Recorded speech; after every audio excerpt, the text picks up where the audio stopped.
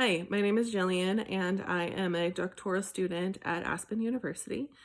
I am currently in a action-based research course, and our topic for this week is what topic would we like to use the action-based research process to research and to find a solution through that process with.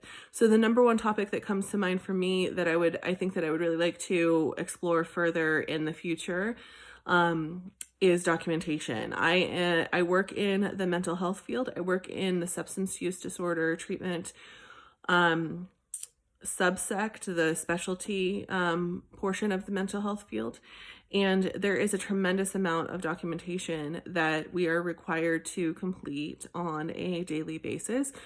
So there is you could be in private practice and be a mental health professional, and there is industry standards of documentation that you ethically should complete and legally would need to complete, say if you got subpoenaed or something like that.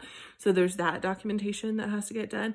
If you work at a facility, which is where I work, we are governed by a whole bunch of other laws and regulations that tell us what type of documentation that we need to do and how often and what it needs to say and things like that. And it's a very, very heavy burden for us.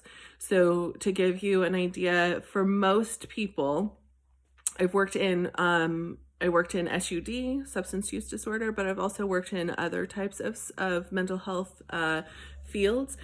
It doesn't really matter which one I'm in. It takes me and my coworkers and my colleagues approximately 50% of our working life to complete the documentation that is required of us.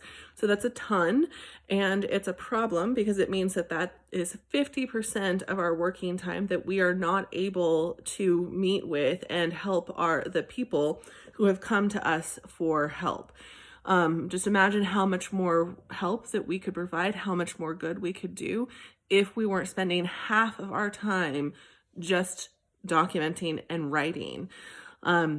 So that is the topic that I would really like to address. I'd really like to find a solution to. I would like to find something to make it even a little bit better, even if it's just for me and my employees that are currently working for me. That would be amazing. It would make a huge difference in our level of burnout. There's a lot of turnover in this field. I think that if there was a solution for this specifically, it would reduce turnover.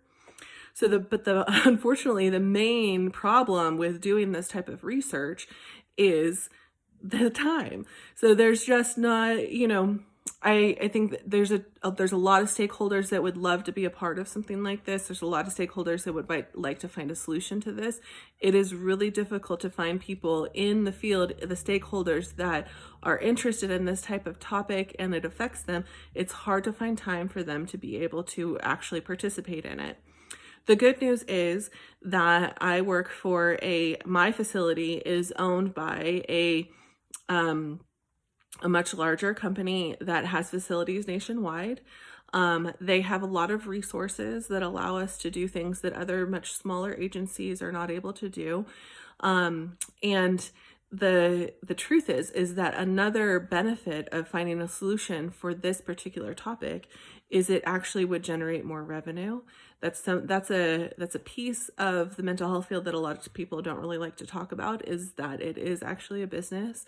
And that you need to be able to bring in income in order to help people. If you're able to bring in more income, you're able to help more people. In order to do that, you have to be able to do less documentation, but still be able to do the documentation that you need to do so that you can get paid. So it's this big web that I hope that I'm painting a pretty good picture of what it actually looks like. I'm sure that some of you probably already know what I'm talking about. So the goal that I would like to accomplish in this particular research is to get together as many stakeholders as possible. I have a captive audience at the facility that I work at. There's other facilities in my area that are close by that I'm connected with that I could also use stakeholders from. There's also social media. There are things like LinkedIn, for example, that there are other people in the field, other stakeholders that have a vested interest in this topic that would be happy to participate, I'm sure, as long as they have enough time.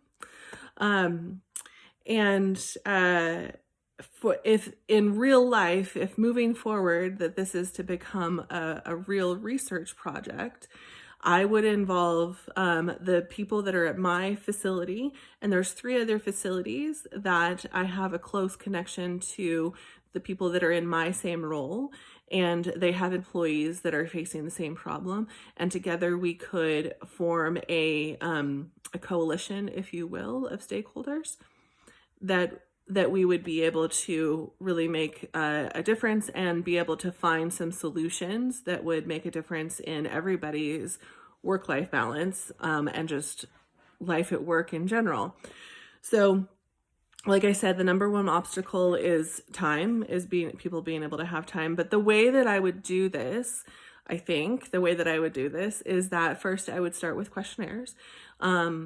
Maybe a questionnaire that is just really short so that people have enough time to do it, utilizing social media and all of the people at the 4 different facilities that I'm referring to. And to be able to crowdsource the information of what are the things that get in the way of you being able to do your documentation quickly. And then I would like to get them, as many of them together in person as possible, to have several stakeholder brainstorming meetings where we would take the information from the questionnaires, we would analyze them, we would brainstorm possible solutions to the problem. And from all, I would take notes. I would maybe have some other people be note takers as well, that we'd be able to document. We would be able to document verbatim what is being said in those meetings.